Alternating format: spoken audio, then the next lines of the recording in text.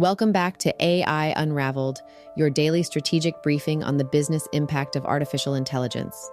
It is Monday, February 23rd, 2026. This episode is brought to you by AIRIA. As AI moves from your browser into smart speakers and custom silicon, AIRIA provides the governance your enterprise needs to stay secure. Today, we go inside the hardware lab. We have new details on the OpenAI Jony Ive Smart Speaker. It's not just a speaker, it's a camera-equipped agent designed to observe your home and nudge you toward actions. But the real battle is at the Pentagon. Anthropic's CEO has been summoned by the Defense Secretary for a shit-or-get-off-the-pot meeting. The mission? To force the world's safest AI lab to let the military use Claude for unrestricted warfare. Plus, Nvidia is taking a direct shot at Intel and AMD with its first-ever laptop processors, and Sam Altman is calling AI water usage concerns totally fake. This podcast is created and produced by Etienne Newman, senior software engineer and passionate soccer dad from Canada. Now let's unravel the news. Before we dive into today's deep dive, a quick note for the brands listening.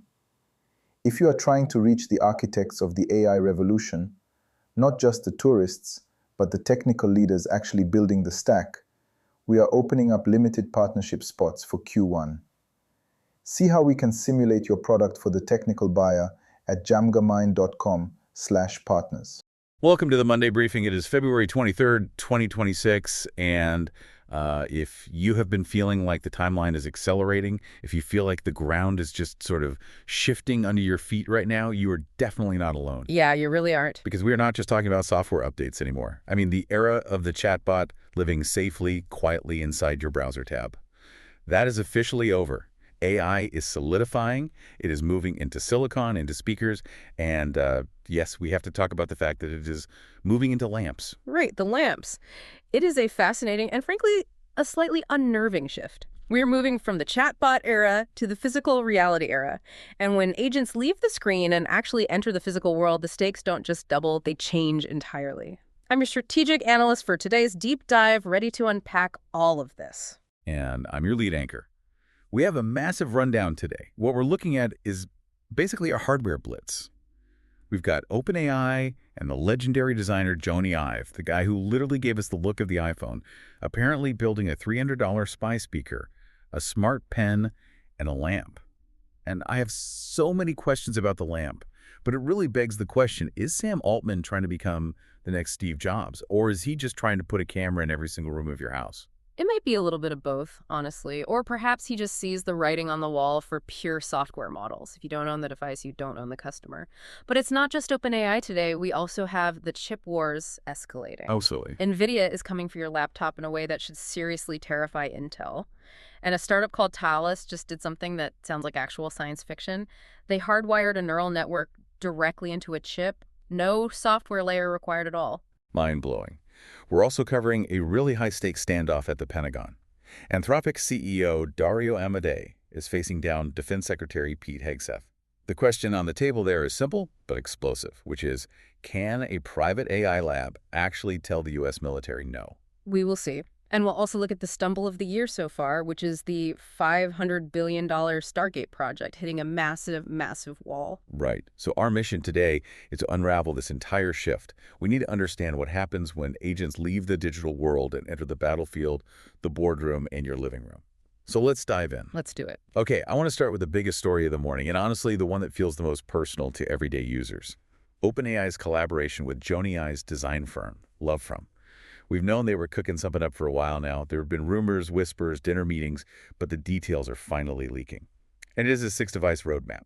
6 devices. That is incredibly ambitious for a company that has literally never shipped a physical product in its existence. Usually you start with one, you test the waters, you see how the supply chain handles it, but they are diving in completely headfirst. Exactly. And the flagship device, the one they are really banking on, is a smart speaker.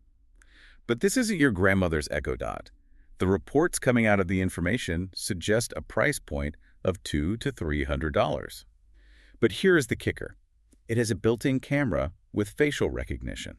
Right, and that facial recognition isn't just for saying hello when you walk in the room or customizing your Spotify playlist. It's reportedly being designed for purchases. Think Face ID, but on a speaker sitting permanently on your coffee table. That is the part that really gets me. The report says the device observes surroundings and nudges users toward actions. I have to be honest here. Nudging me toward an action while watching me in my living room sounds less like a helpful assistant and more like a surveillance capitalist's absolute dream come true. It definitely raises the privacy stakes to a level we just haven't seen before. But look at the context of how they got here. They acquired a startup called IO Products back in May of 2025. That was a $6.5 billion deal. They brought in a 200-person team, very heavy with Apple veterans. They are dead serious about this. They are aiming to ship this flagship speaker by early 2027. But I just have to ask, why? Why a speaker? Amazon has been selling Alexa devices for a decade, and they are reportedly in a 5-year sales decline. People basically use them as expensive egg timers or to check the weather.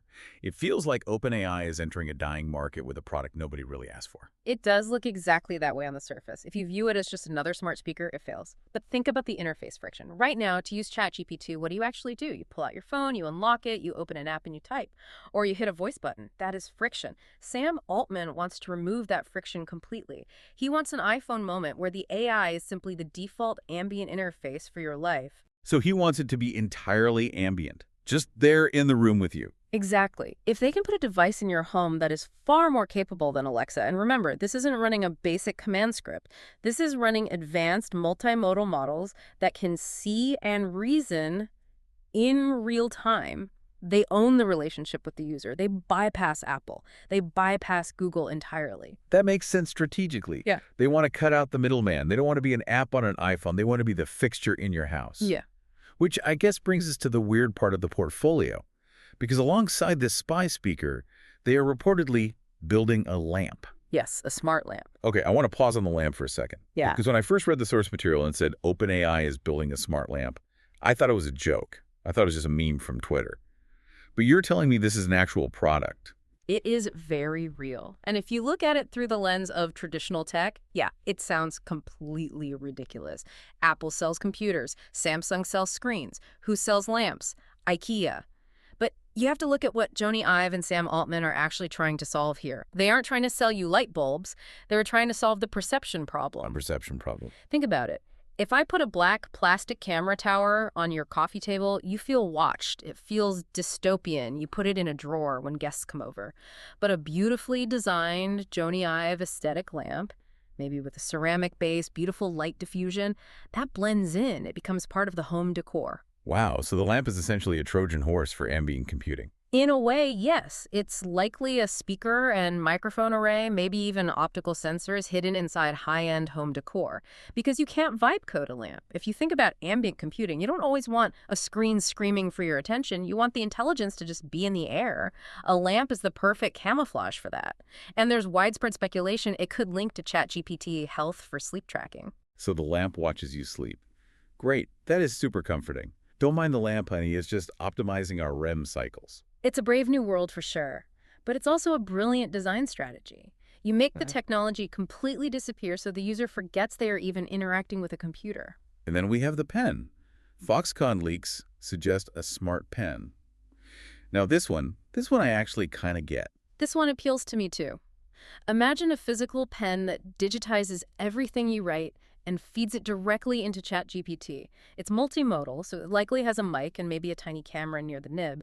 It bridges the gap between analog thinking, writing by hand, which we know helps with memory and creativity, and digital processing. So I can literally scribble notes on a legal pad in a meeting, and by the time I get back to my desk, ChatGPT has summarized them, organized the action items, and drafted an email to the team. That is the exact promise. It's making the AI an extension of your hand rather than a destination on your screen. And then there are the earbuds. The supply chain leaks say September 2026 for those. That feels like the most imminent release on the whole roadmap. Yeah, it does. And that specific product puts them on a direct collision course with Apple. It really does. Yeah. But there is a massive conflict brewing internally over all of this, right? Yeah. You have the OpenAI culture versus the Jony Ive LoveFrom culture. These are two very different worlds. Huge conflict. OpenAI is a software company at its core. Their ethos has always been move fast, ship code, see what breaks, and fix it later with a patch. Iterate constantly. Jony Ive's LoveFrom is the exact opposite. They are obsessive perfectionists. They care about the microcurve of the glass, the specific weight of the aluminum, the tactical feel of a physical button. Reports say OpenAI staffers are heavily butting heads with LoveFrom over these agonizingly slow revisions. That makes perfect sense, though. You can't beta test a piece of hardware the same way you can a chatbot.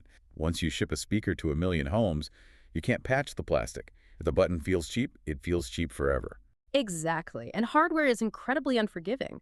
If OpenAI rushes this and ships a buggy physical product, it could damage their brand significantly more than a hallucinating chatbot ever could.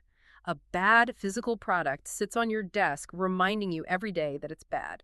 That cultural clash could legitimately be the undoing of this whole project. Huh? But let's zoom out for a second.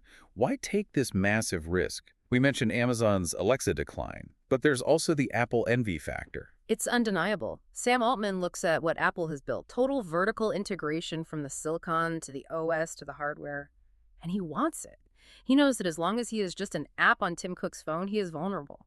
Apple could launch a rival AI, deeply integrate it into the operating system, and lock OpenAI out of the most valuable real estate in the world. Sam needs his own hardware ecosystem to secure his future. But the risk is just massive. Privacy is the third rail here. Putting a camera-equipped, purchase-authorizing OpenAI device in your living room is a massive trust leap compared to just typing a query into a text box in a browser. Especially when you consider who they are competing against. Because Apple isn't sitting still. And that brings us perfectly to the silicon shift. While OpenAI is trying to build completely new gadgets, Nvidia and Apple are rewriting the rules of the devices we already own. This is the other side of the coin, and it's huge. Nvidia is arguably making a bolder play than OpenAI here. They are reportedly launching laptops with their own processors. This is an earthquake for the PC industry. For decades, the brain of your laptop, the CPU, has been Intel or AMD. That was the unbreakable rule of x86 architecture. Nvidia just made the graphics cards, the GPUs. Now, Nvidia is stepping up and saying, we can do the brain too. Wait, so not just the graphics card sitting alongside an Intel chip inside a Dell, a full top-to-bottom Nvidia system. Powered by an Nvidia CPU, likely using ARM architecture. They are partnering with MediaTek to pull this off. This is a direct shot at the Intel and AMD duopoly that has practically ruled the PC market for 40 years. That is massive. Nvidia has always been the component guy. They were the engine inside someone else's car. Now they want to be the brand on the hood. Exactly. And PC makers like Dell and Lenovo are circling this aggressively. They want that AI halo effect. If you have a laptop that is pure Nvidia silicon, you are signaling to the consumer that this is a machine built natively for the AI age. It's a massive consumer brand play. They want the Nvidia inside sticker to mean this computer is fundamentally smarter than yours. Meanwhile, Apple is taking a completely different approach to this physical reality era.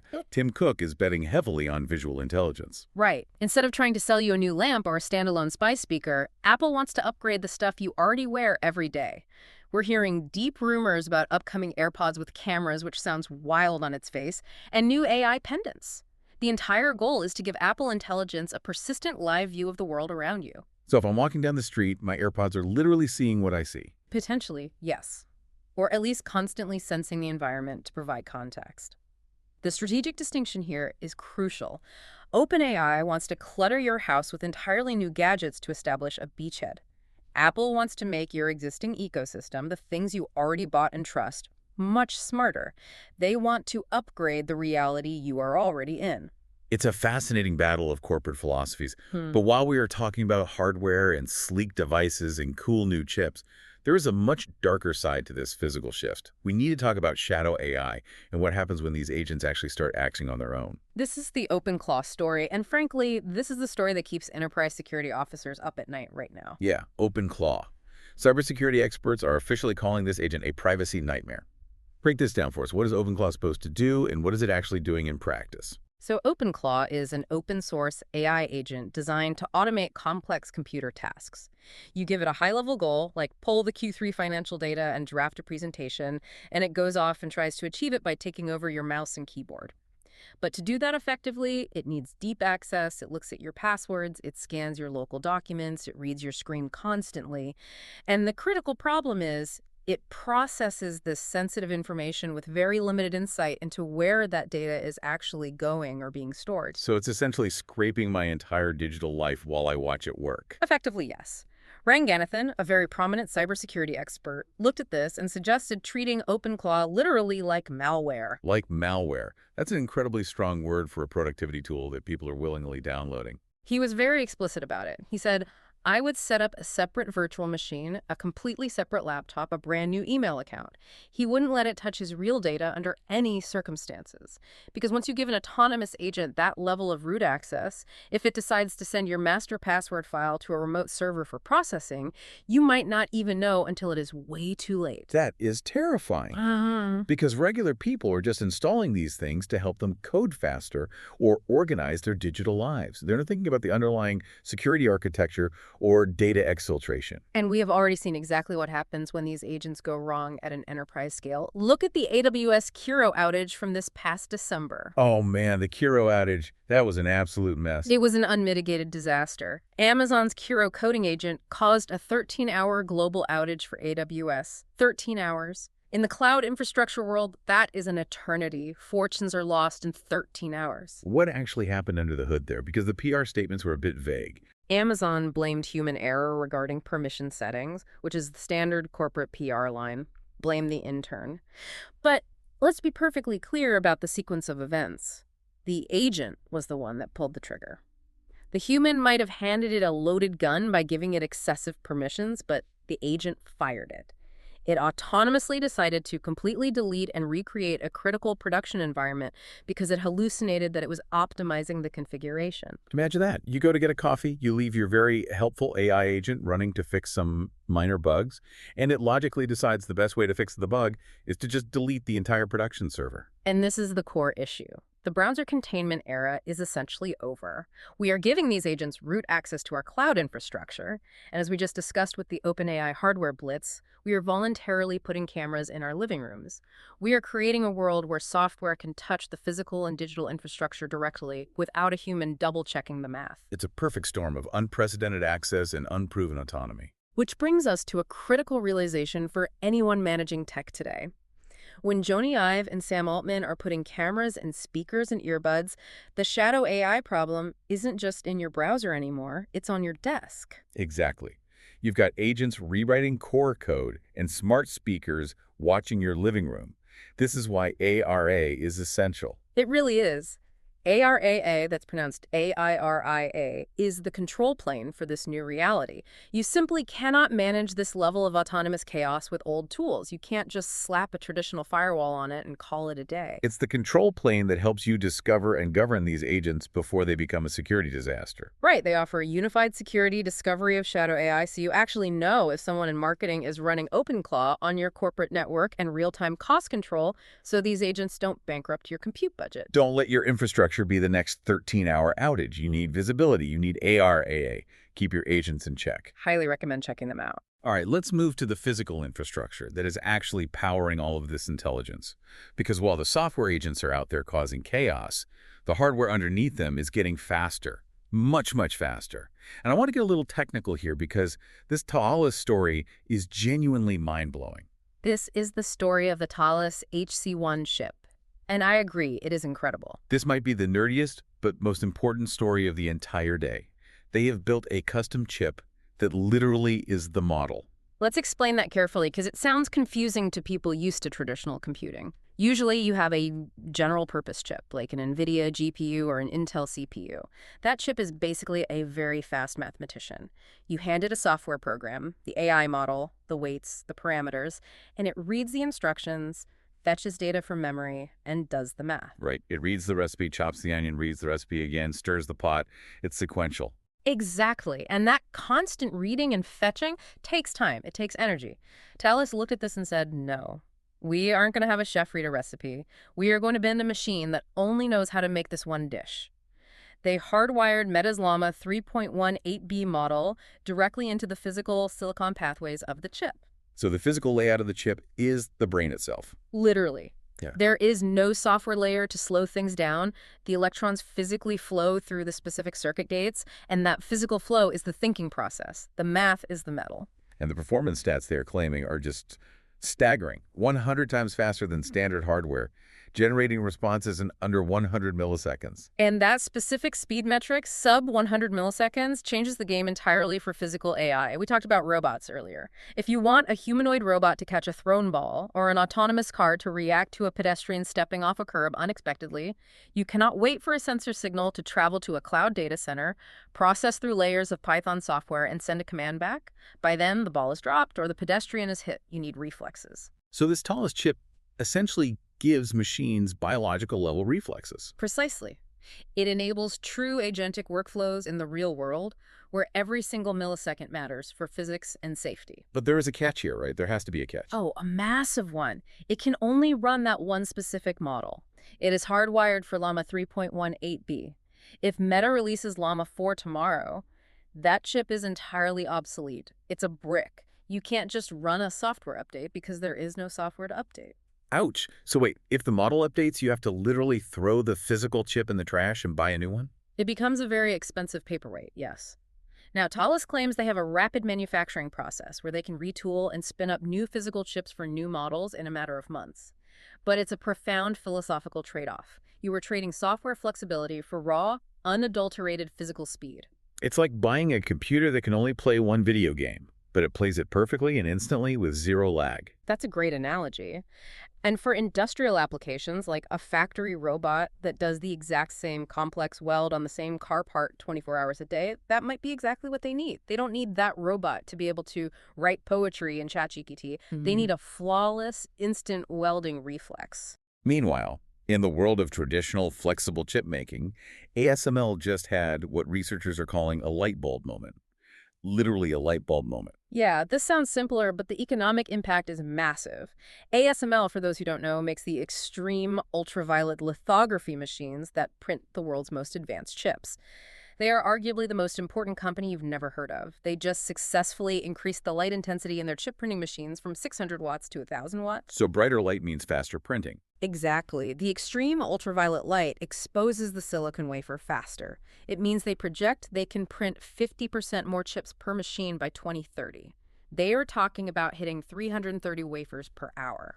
And this is geopolitically crucial because China is breathing down the West's neck with their own nationalized chip efforts. ASML and the West need to stay ahead on sheer volume, and this wattage breakthrough helps guarantee that. So we have custom AI chips getting unbelievably fast, and the manufacturing of traditional chips getting much more efficient.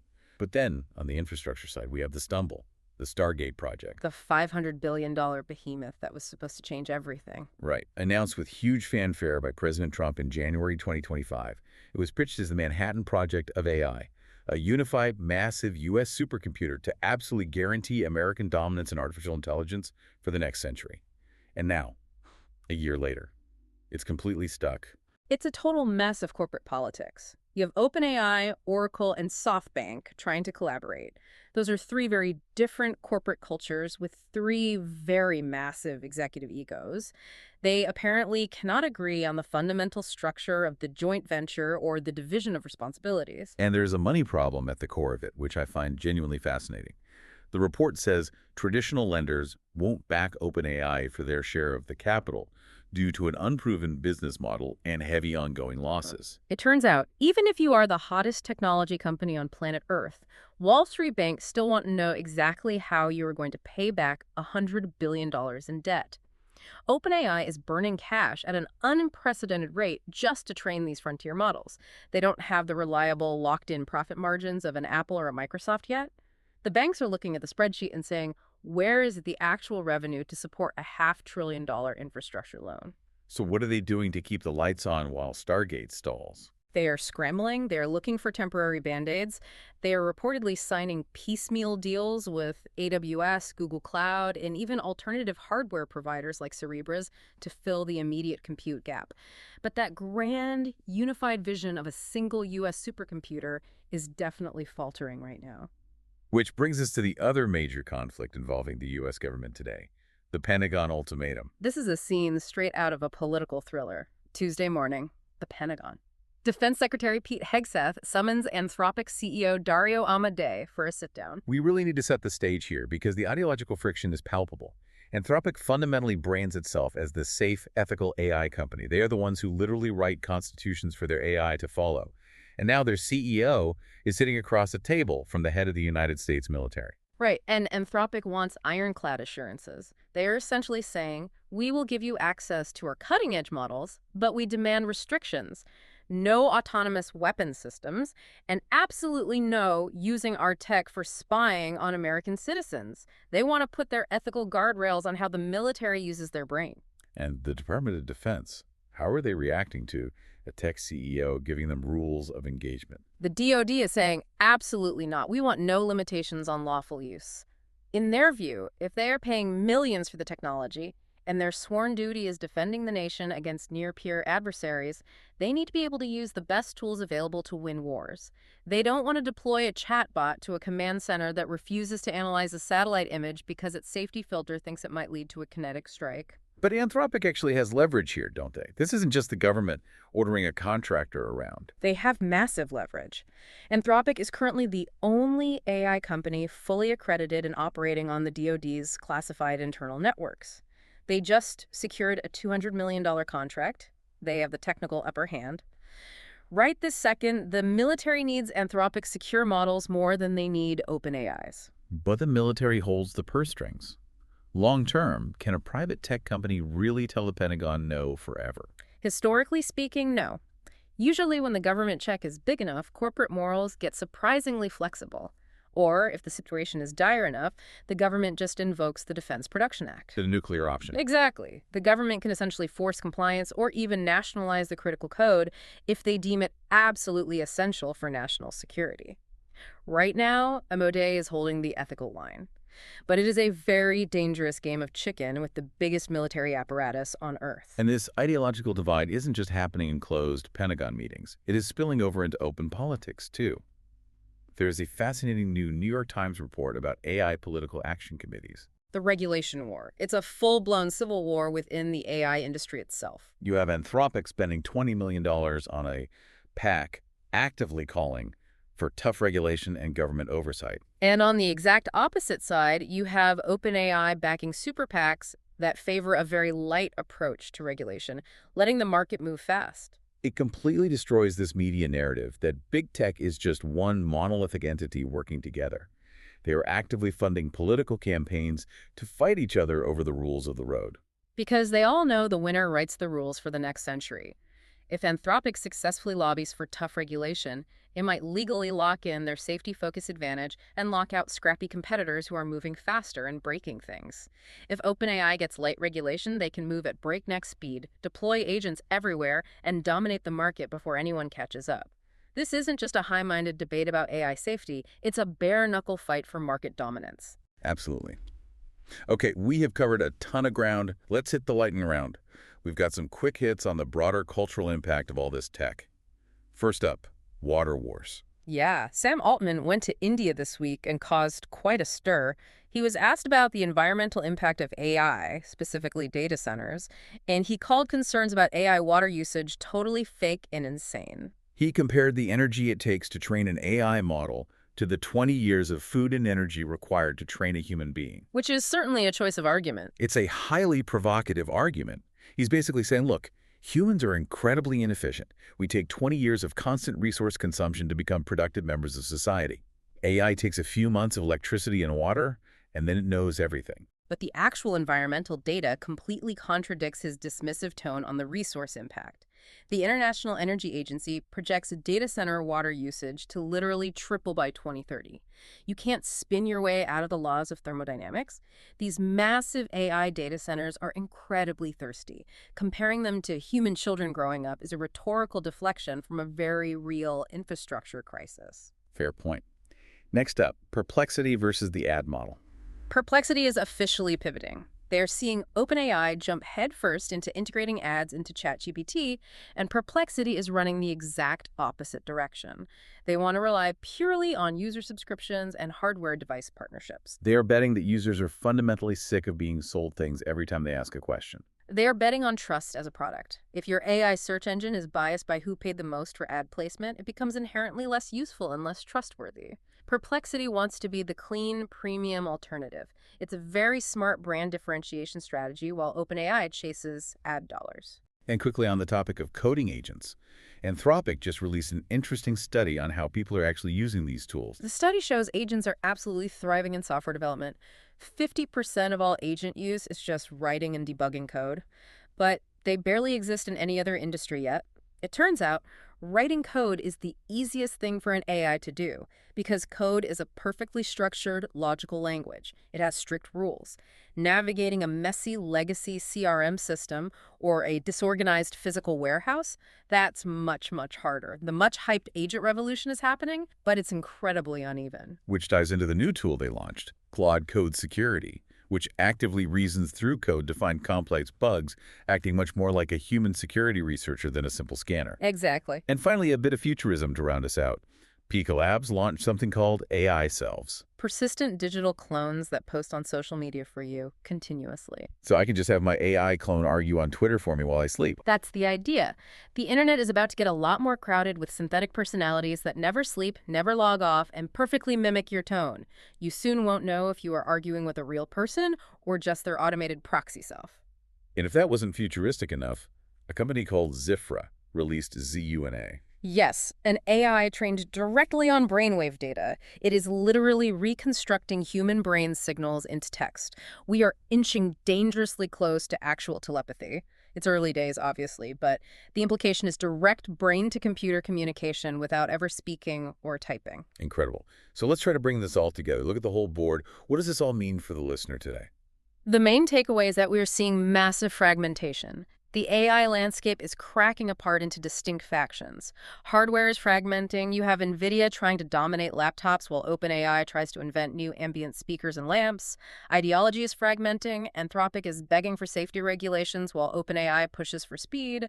And compute itself is fragmenting. General-purpose GPUs are now competing against Taalas and their hardwired silicon. It's not just one smooth line moving up and to the right anymore. It's a messy, chaotic explosion moving in every possible direction at once. Precisely. And the choices we make right now about which hardware ecosystems we buy into, which regulations we support politically, will determine where all these pieces land for the next decade. I want to leave you with one final thought today. Going back to Sam Altman. He argued in India that training an AI is fundamentally more efficient than training a human being. He views that raw efficiency as the ultimate metric of progress. So if OpenAI's new smart lamp and spy speaker are sitting in our homes, constantly watching us, listening to our conversations, learning our habits, are they really there to serve us? Or are we just the training data for the next generation of efficient digital beings? Are we just feeding the models that will eventually replace us entirely? That is the defining question of the decade. Keep your agents in check, and we'll see you tomorrow. That wraps up today's briefing. The signal for today is presence. Presence in the home with OpenAI's hardware, presence in the laptop with Nvidia's new chips, and the heavy presence of the Pentagon in the future of AI safety. This episode was made possible by AIRIA. As your employees bring shadow AI into the physical world, don't fly blind. Get unified visibility and security with AIRIA. Check the link in the show notes. This podcast is created and produced by Etienne Newman, senior software engineer and passionate soccer dad from Canada. Please subscribe and share. Until tomorrow, keep unraveling the future. And before you go, if your company is building the tools that power the workflows we talked about today, I'd love to showcase them to this audience. We don't just run ads, we build technical simulations that prove your value. Let's build something together. Visit jamgamind.com/partners to get started. Until next time, keep building.